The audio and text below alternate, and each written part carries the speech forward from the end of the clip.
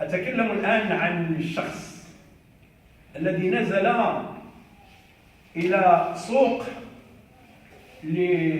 ليكون كحاطب ليل لا يفرز الكلمات ولا يفرق بين المفاهيم اللغوية.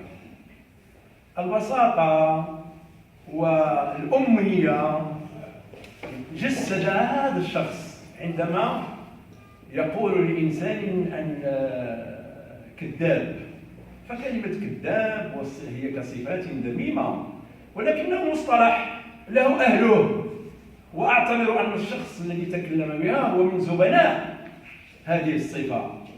حتى في ميدانه عندما يكون عادل كروشي كيف قال هو أنه خضع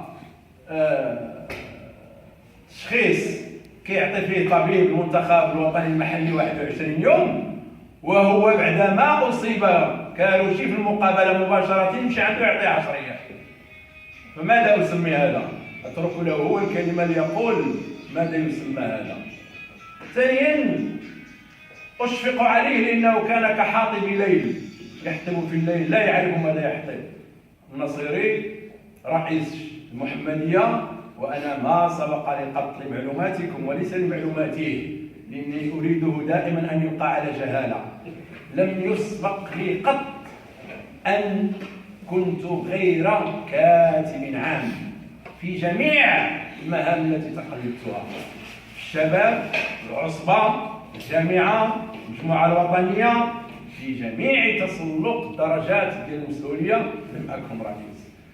ثانيا، أن هذا الشخص حينما يقول أن الناصري في فريق كبير، وأعتز بهذه الكلمة أنها الكلمة الوحيدة التي قالها صحيحة، والباقي كله كذب في كذب، وسأعطيكم الدليل.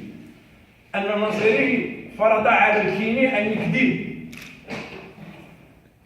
الكيني للصفات ديال الكيني كشخص إنسان مثقف، إنسان واعي، إنسان له من الخبرة، تدرج حتى وصل إلى المنتخبات الوطنية. علاش كنقول هذا المسار ديالو؟ باش نعطيو القيمة الحقيقية ديال هذا الشخص. فإلا كان الناصري كيأمر واحد الشخص من هذا الوزن باش يكذب، فمعنى هذا أن حنا بثلاثة، عاود لي قلت أنا والكيني وهذا الشخص، واحد فينا راه معتوه ماشي كذاب.